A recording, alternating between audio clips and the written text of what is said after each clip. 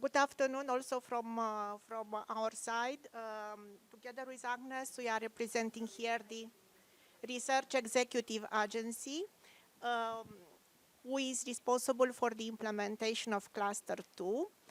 First of all, please allow me to congratulate all the organizers for the organization of such a successful event. It is really impressive to see such a huge interest for our program and for the next call. Many thanks for inviting us as well to be part of this event. And before we will start, I would like just to say a few words about Research Executive Agency. As I said, we are responsible for the implementation of the call. We are working very closely with our colleagues from DG RTD, DG Employment and DG EAC. And we are responsible mainly for the implementation, so for the evaluation of the proposals and the project monitoring. So that is why, together with Agnes, we will present to you some tips and tricks regarding the preparation of a successful proposal. So, Agnes, please. Good afternoon, everyone. I'll try to speak up so that everybody, even up there, would hear us, but if you do not, just wave, please. So we don't know who are the newcomers in the room. If you could just raise your hand if you think you are more of a newcomer. Good to know. Thank you. So it makes sense to talk about this. Great. So I assume all of you know the portal, the Funding and Tenders portal for the Commission, but you might not know that there are so many opportunities that are waiting for you. The best way of finding out is either going quickly to the search function of the portal, adding your keywords, trying to think of the best keywords that characterize you or your organization. Or if you know already that you are interested in the Cluster 2 call, then I've included here the direct link to the call itself. And of course, beyond the consortium-related possibilities, there are individual researcher-related grants as well. I will not speak about them, but when you are doing the keyword search, you will see that some opportunities will be related to individuals, Marie Curie or ERC fellowships, and there might be also other opportunities outside Horizon. So don't close the possibility. Maybe look beyond Horizon, because that might be your opportunity. Okay, Nina mentioned already that the national contact points are very valuable contact points for us all throughout Europe and even beyond in the third countries. They are really the best place to talk about more personalized, more, more detailed information, and they probably know also those who were successful in the region or nationwide. And then you could get more direct access to possibilities. Maybe look around, look for conferences, look for workshops where first you can just join in before you actually submit your first proposal. Or if you are looking for partnership already, try to join as a partner, maybe just take care of a task first. If you're not sure whether you are going to be able to do it not from a scientific perspective, but from an administrative and financial perspective, because that requires as well quite a few resources and knowledge at the organization. So these are the few points I've put together, but I think if you have questions, it's really the quickest to turn to the national contact points. They have more information days locally as well, and they will be more reactive than when you contact the Commission big service, which will take a while until you get a response. What usually applicants forget, that we don't only have a template for the proposal, but we also have a template for the evaluation. So please take a look how we evaluate the proposals. It's Now the proposal templates are very descriptive. They contain quite a lot of guidance as well. So if you just take a look, really precisely follow what's there, do not miss anything. If you're hesitating whether your proposal is close enough to the topic, then probably not. So it's best to contact somebody who can cross-check your ideas, whether it's close enough to the topic, whether it contains all the ideas that should be covered. So it's also one more reason to turn to the national contact points who are also doing this sort of service. And I'm not advertising their services here, but really I think this is the way to go. And related to the partner search, we also have on the portal a partner search database, which consists of everybody who has ever submitted a successful proposal. And we also have researchers who prepared their profiles, who were looking for opportunities. And on each topic page, there are partner search announcements. So anybody can publish their interests, whether they are looking for expertise or would offer something. And then the first point to contact each other can go via the portal. And all the legal and guidance documents are listed on the topic pages, in addition on the reference documents page. But whenever you are looking for something very specific to a topic that you are interested in, always look into the topic page, because that's the specific one. This is what you really need to read carefully. And then all the cluster 2 topics are using lump sum funding, which means that what we are going to speak about, how to prepare your budget in the submission form, will be true for all of the topics. Previously, we had Excel sheets which had to be prepared and uploaded. Now we will have a web form where the lump sum tables will have to be prepared. So here, this is just a summary of all the documents that you will need to get to know somehow, not word by word, of course. So that's why the topic pages help you to focus on certain aspects. You always need to know the eligibility and admissibility criteria for each and every topic. Where there might be specific ones, those will be always listed under the topic on the portal. One of the most frequent questions is about the funding for third countries, so countries that are outside the member states and associated countries. That's why I've included here the list of eligible countries, which is actually not about eligibility, but eligibility for funding. And you can see there the whole list of countries which can get automatically funding, no matter where they apply. And then the other conditions which apply for specific cases as well. The associated countries are changing time to time, so if you are hesitating, just go back to this document and check what's the latest news. For the submission forms and templates, you can find also on the reference documents page the generic one, but please look into the topic pages, because in this call we have quite a few topics where we have specific requirements, and with the requirements we also had to add specific templates or additional templates. So that's why please rely on the submission system.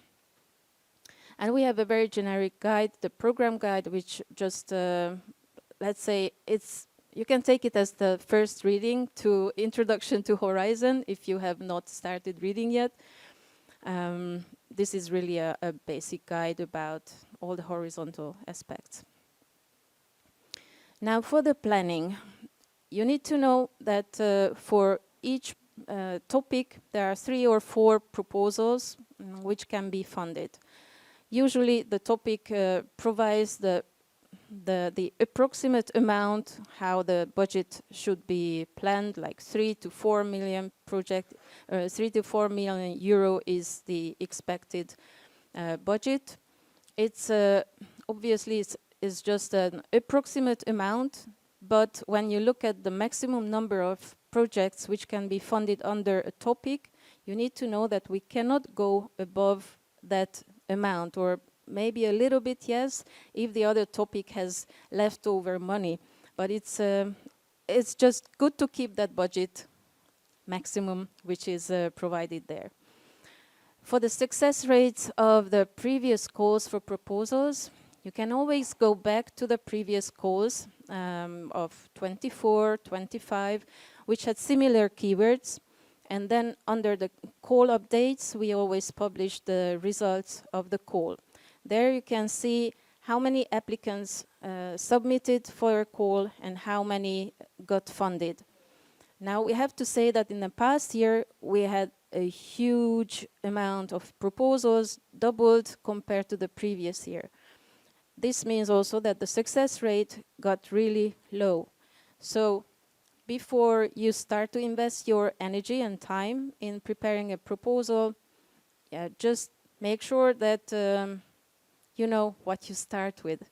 It really requires time and energy, and it's good to be in the right consortium with the correct partners who have the experience, who are complementary also in the consortium. So, and you also have to convince your institution that it's worth their money and their time and your time within the institution.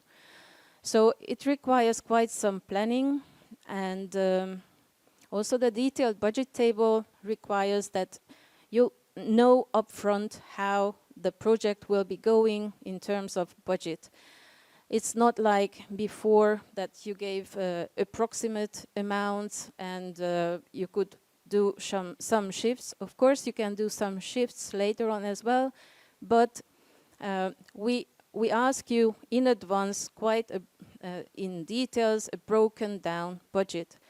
So you need to know how to plan. You need to contact the financial unit for all the details so that you could fill in properly this table.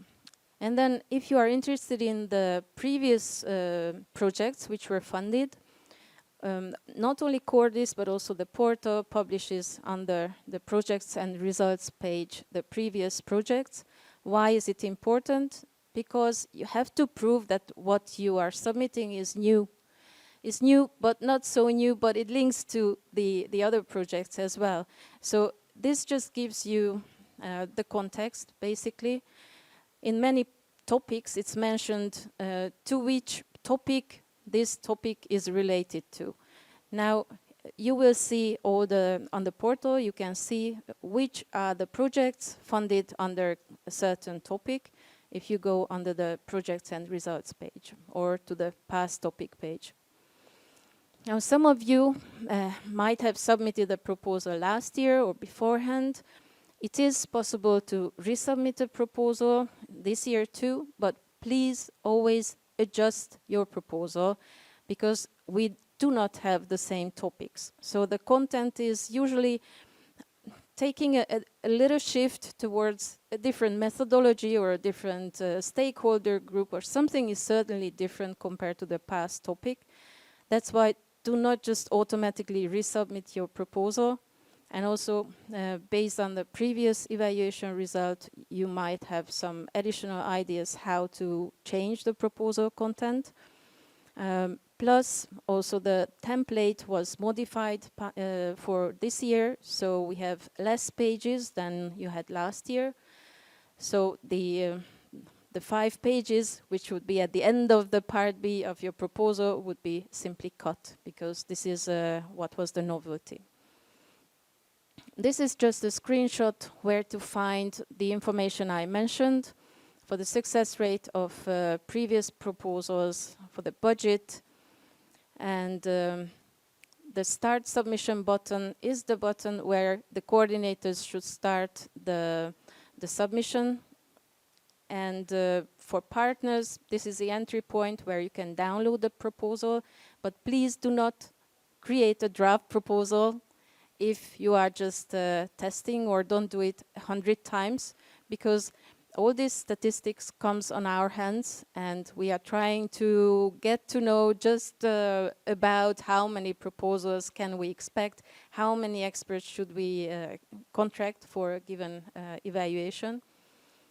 So please rely on the coordinators as much as possible with the templates. We also have topic Q&As. These are the questions and answers that we will get while the call is open, and we'll try to publish as many as possible so that you wouldn't have to go to the next support contact or to the research inquiry service. So the most important content on the topic page is, of course, the scope and the expected impact.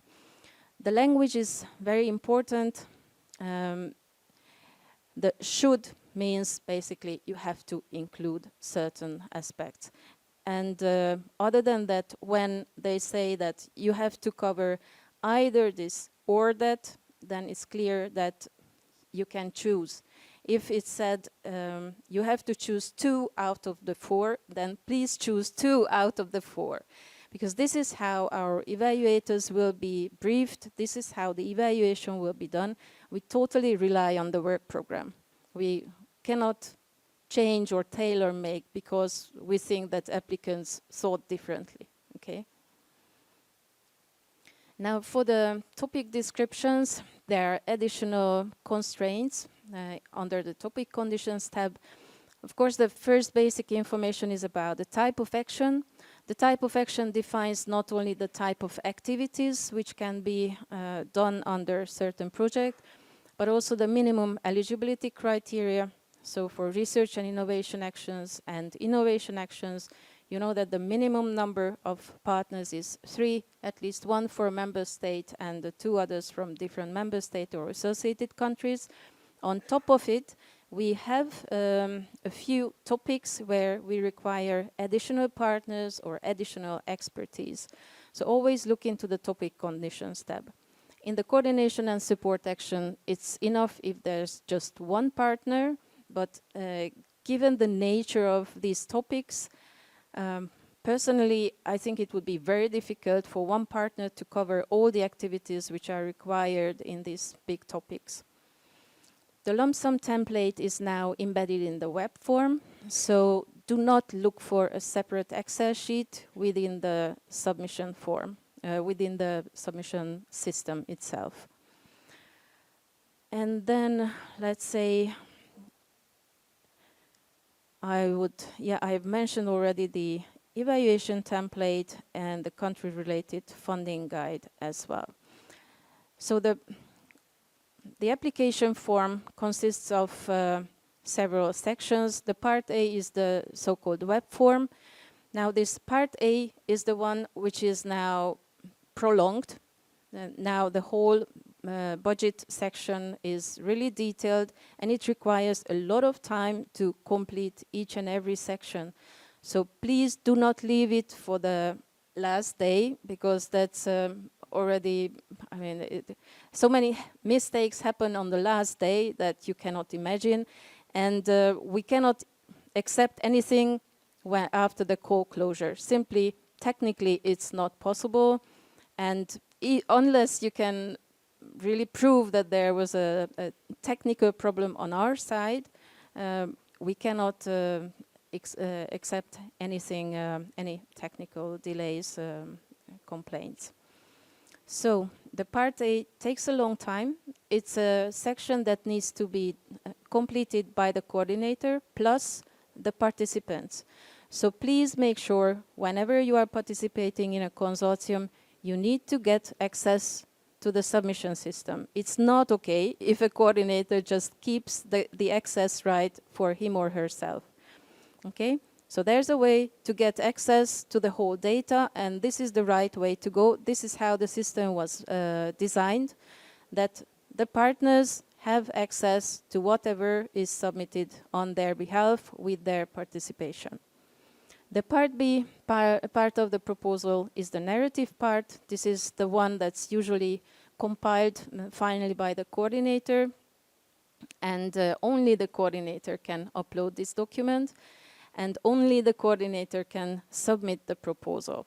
But for the part A, the partner's contribution is also necessary.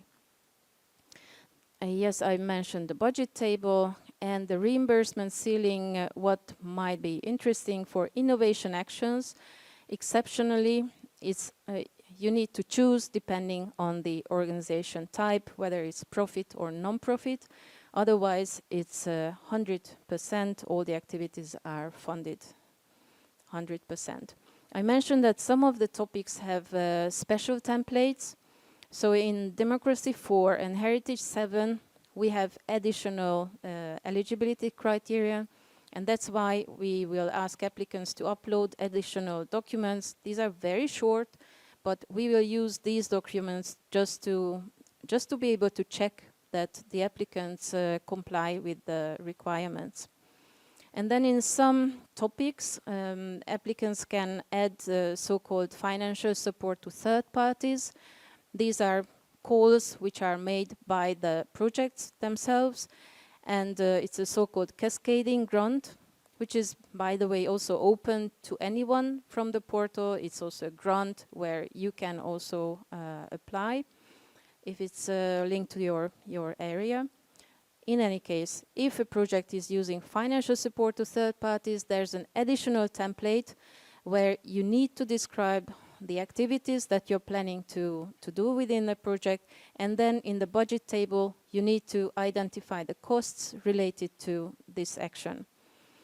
And for two topics, Democracy 6 and Heritage 2, we have sub-areas within the topic.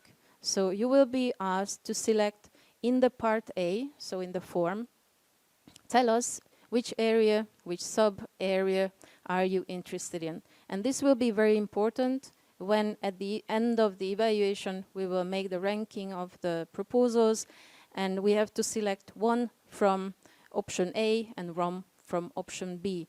So this information is really crucial, and please make sure to complete this information. Now for the novelties of the calls template for 26, there was a very nice webinar. I've included here the link, and they talk about the details of the changes. Just to highlight a few things. So now the Part B template is maximum 45 pages for research and innovation actions, and for CSAs only 28 pages. So we have -5 pages compared to the past. And the impact section got a bit lighter, and now you do not have to describe especially the scale and the significance of the project's contributions, which seem to be difficult, and yeah, now it's not necessary anymore. Also the so-called impact canvas, where the overview was broken down to the details, is also not required anymore. In the implementation section, there are just small tables which were taken out, but what's really most important is that you have -5 pages to describe your ideas. Now, in practice, a few hints. When it comes to the topic pages, you will see the submission service link, but this link is the most important for the coordinator, because in fact it's the coordinator who should start drafting the proposal, and then the coordinator will invite the other partners using the email address and the PIC number of the participants, and invite everyone to the proposal. We always ask you to submit the first version as soon as possible, because it always overrides the previous version, so we can make sure, and you can make sure, that we have the latest version, the best possible. But please ask your coordinator and urge them to submit the best version, not on the last day of the deadline. Now, if you have already a draft proposal, you have to log into the portal, go to the My Area, Grant Center, and Proposals, and that's where the proposals will be listed. The so-called legal entity appointed representative, who can change the organization details, gets also a list where they can see the proposals which are linked to the entity. And we do get some complaints sometimes that there were proposals submitted on their behalf. So it's very important that even if you are testing, checking how it works, to do not use real PIC numbers because it will seem that the entity is submitting a proposal. Or if you are testing, please withdraw the submitted proposal, or do not even submit a proposal. Just take a look at the system. Now, if you are just interested in how the system looks like, I think the best way is to go to this IT how-to, where you can see step by step the screenshots. It describes you how the system works, and then you don't have to experiment yourself. This is a screen of the first page, the participant screen. I think the most questions we get about this. And the reason is that this page is not only the place where the coordinator adds the participants and the contact persons, but also manages the access rights. So when the page is saved, then everybody gets the invitation, and this list of participants and contacts will also be taken to the Part A form. And if the Part A form needs to be modified, meaning you forgot a partner, then you have to close the Part A and come back to this screen, add the necessary access rights, and then go back to the Part A, open it again. So this is how these two sections work together.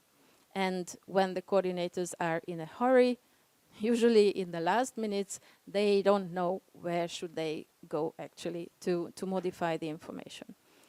So you see on the left-hand side, there's the download Part B templates. This one is tailor-made for each topic. So you can be sure that the templates that you have to use are always listed for a given topic. And yeah, these are available at the different stages. For the eligibility warnings, just a warning that it's a very basic warning, which is not copying the conditions from the topic pages. So do not rely on it. It will not check completely whether your application will be fine or not. Yes, I think this is what I already told you. Always choose the correct PIC number, if possible, the validated legal information. Otherwise, you might end up with changes later on, or some of the legal data might not be correct. So, if possible, choose a validated information, a validated PIC number. I guess I have to speed up, right?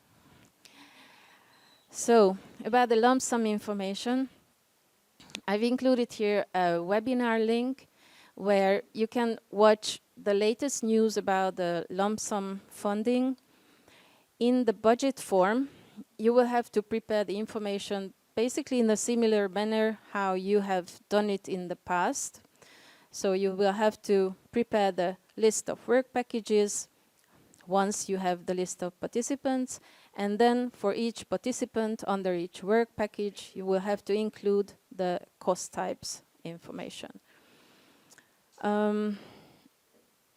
Yeah, here I think the dashboard is something that might be interesting, which gives you an overview to the personnel costs. It's kind of an average based on past data per organization type, per country.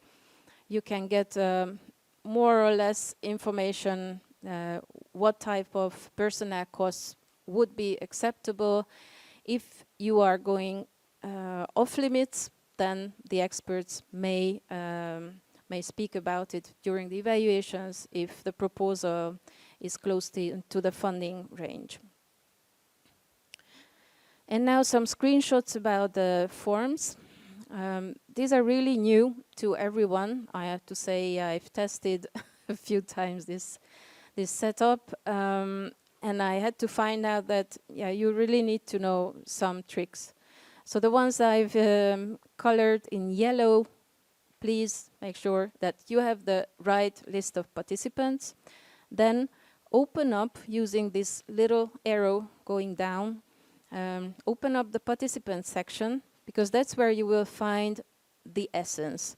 The essence of the information linked to each participant, meaning what is the expertise that they are taking up, who are the researchers who will participate, and of course the legal data. So it's a very important part of the application, and do not miss it. In the past years, we had a separate part about the gender equality plan. Now it's no longer there, it's only read from the organization register. And the next step in the application is the work packages section. You have to use the green button, which is on the right side. That's how you can add the work packages one by one. Make sure to complete them as they should be. So I think normally I would still use an Excel to prepare this information. I would probably start with an Excel, and that's when I would go to this application, but it's up to you. I think time will tell us what's the better way of working. So once you have the work packages, then you can go to the next stage where participant by participant and work package by work package, you will have to open up again these little arrows and you can prepare the information. Well, very detailed information. It's just the same what you would see in the Excel template. And then the depreciation costs, that's another tab that you need to add. And finally, when it's done, you will have an overview under the lump sum breakdown and person months overview. These are just read-only columns. And then for the lump sum in practice, finally, I give it to Maria, who will speak about.